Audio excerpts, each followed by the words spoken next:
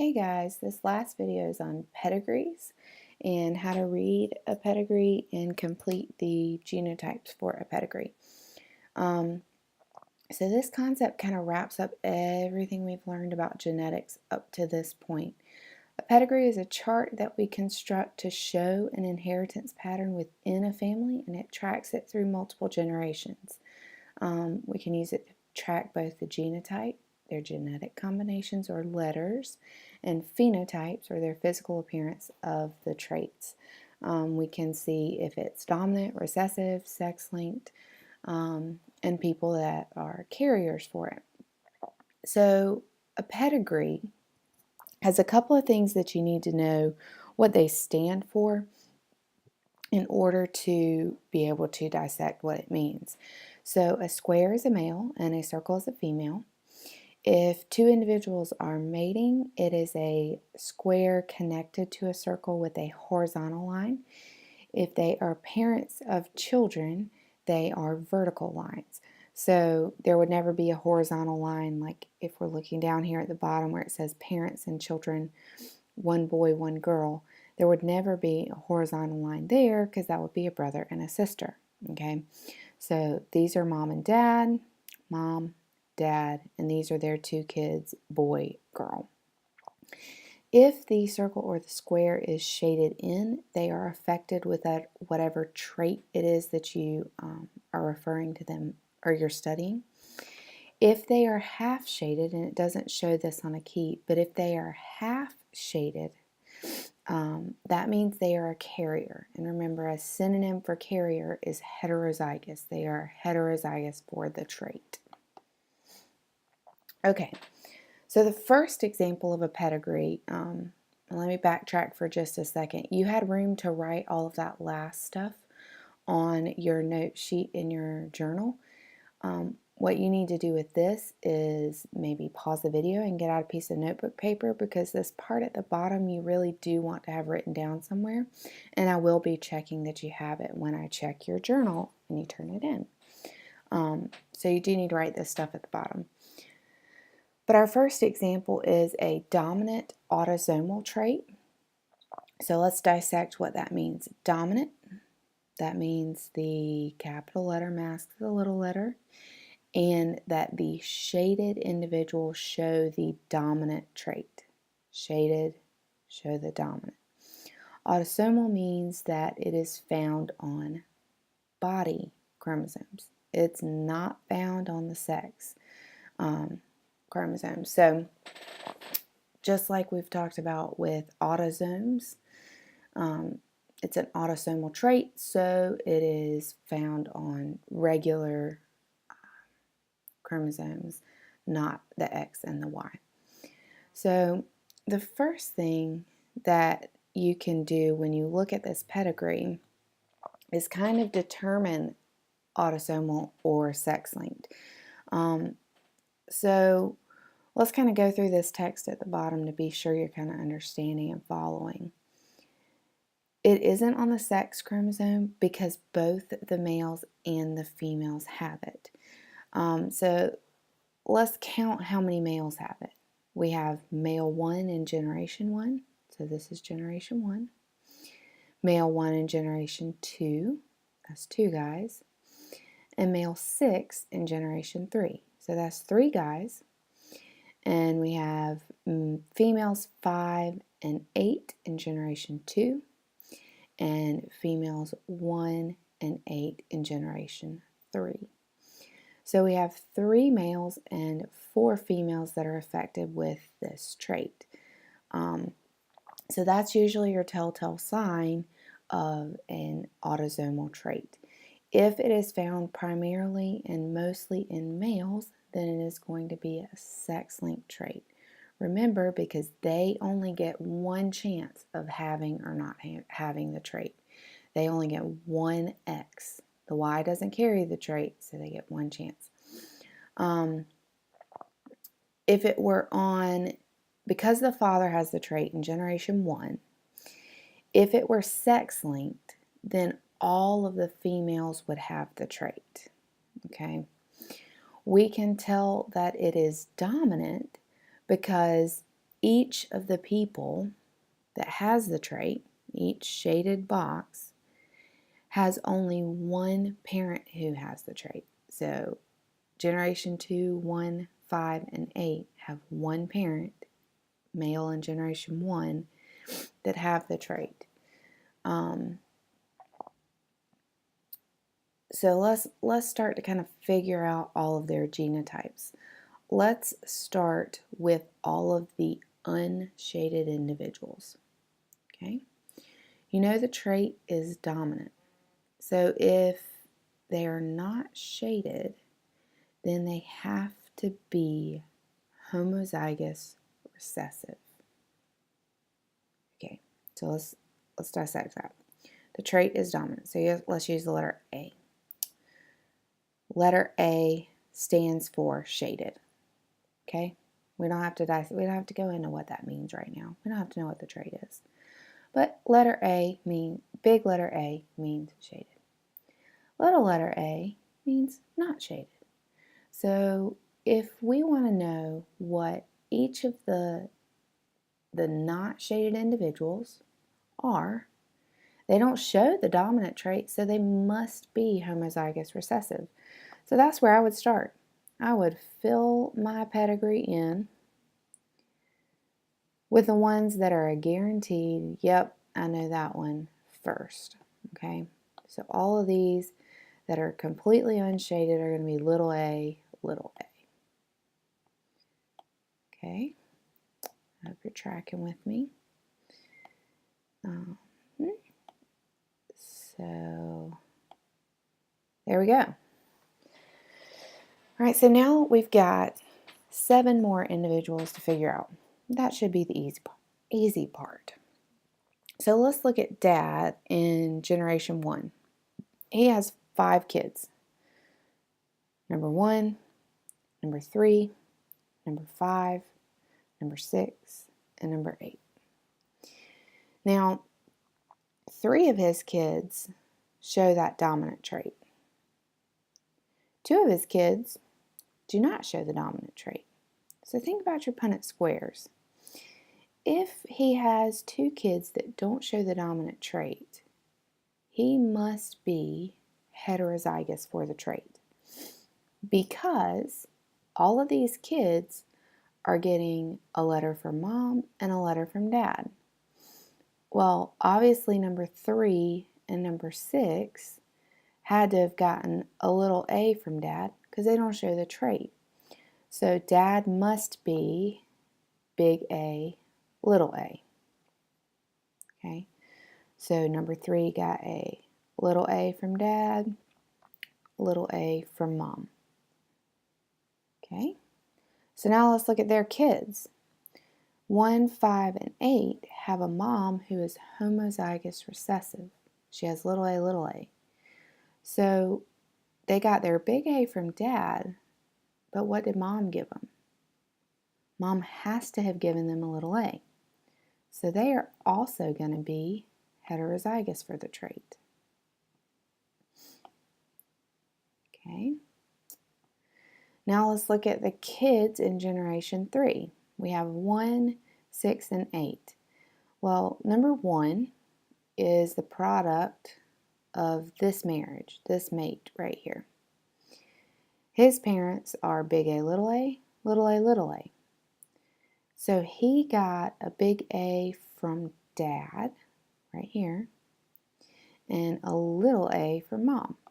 So, or that's a girl. So she is heterozygous.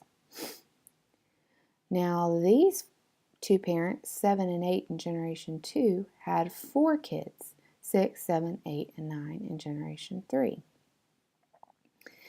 And 6 and 8 got the dominant trait from their mother, and they had to have gotten a recessive trait from their father. Okay.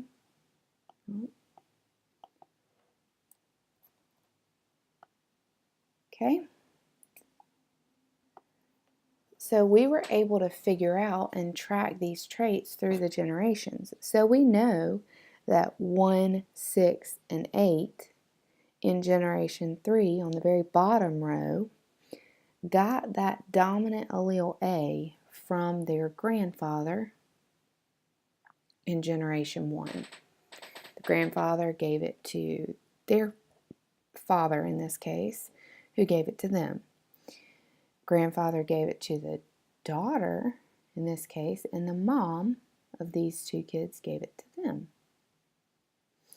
Okay, so that is an autosomal dominant trait.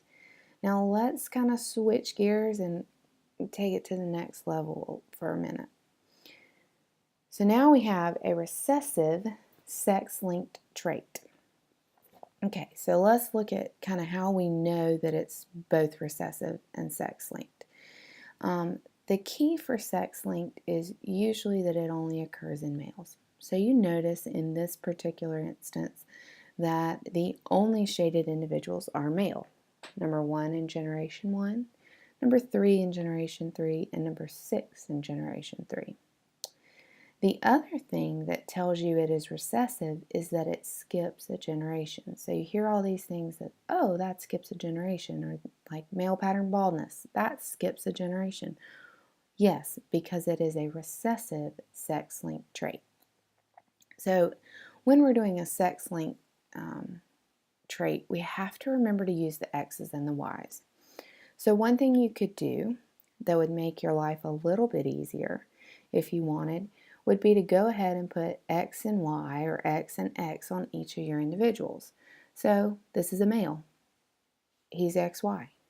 This is a female. She's XX. That's always the case. XY is male, XX is female. You could do that for all of these. The next thing you could do to simplify it is, since you know that it's sex-linked and you know that it is recessive, these guys, 1, 3, and 6 there, show the trait. So it's recessive, so they must be X little r y. Okay?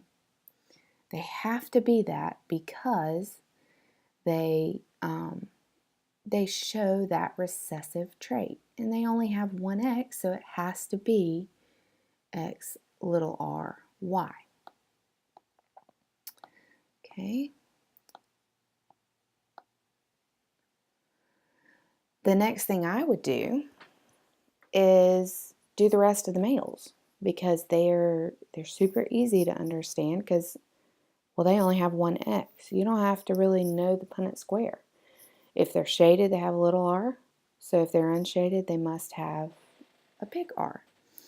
So I would go through and label the rest of these. That's what makes the sex-linked problem so easy, is that all the males take care of themselves. If they're shaded and you know whether or not it's dominant or recessive, you can already find out their genotype. Remember, genotype is letters, phenotype is what they look like. All right. So that's all the guys. They're totally taken care of. We're halfway there. All right, so now let's see if we can figure out these girls. So we have, first of all, are any of the girls affected? No, none of them are shaded. So we are going to know that each one of these girls is X big R something. She's got to be X big R something. Okay? Well, the girls in generation 2 have babies in generation 3 that show the trait. So let's start with those girls first. So generation 2, number 2, has a boy in generation 3 who shows the trait. She also got an X chromosome from her dad. Her dad has the trait. So she would have gotten this X chromosome with a little R on it, and that would make her genotype a carrier. So if we were using the half shaded, she would have been a half shaded circle. Okay. So the girl number 5 in the same generation has the same dad as girl number 2. So she must be a carrier for the trait. Because dad didn't give her a Y or she would be a boy. So dad gave her this little R. Okay, so let's look at the mom of this generation. She didn't have any sons that show the trait. And she has 2 sons. So chances are she is homozygous dominant, right? Because all of her sons have a big R, right? Oh, that's a son-in-law. Okay? I know this is getting a little tricky, so bear with me. And we're going to walk through it in class together, so don't feel like you're not tracking, but try to follow with me, okay? So here, number 7 in generation 2 married into the family. This is a female who mated with this male from the family. This girl, they have a daughter and a son. Their son is not affected, but they only have one son. So we can't really tell what this person's genotype is, both letters. We would need to see another generation, because remember, the recessive trait often skips a generation. So when you're doing a pedigree, it's okay for it to be X big R. You know, she doesn't show the trait, X question mark. Okay, moving to generation 3. We have mom and dad 1 and 2. Son number 3 has the trait, so he got a little R for mom. Daughter could be what? She could be both. She could either be a carrier or she could be homozygous dominant. So we're going to make her an X question mark. We would probably need to see one more generation to know whether or not she carries that trait. Okay?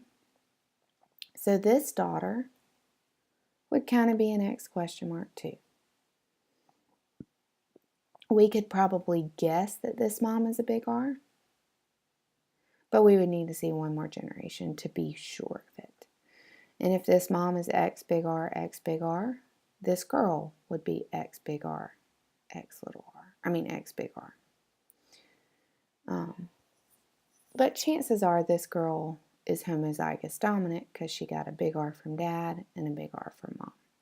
But we're not certain of that. So let's go to mom number 5 in generation 3. She has no sons that are affected by the trait. She has parents that are X big RY, X big R, X little r. Her brother shows the trait.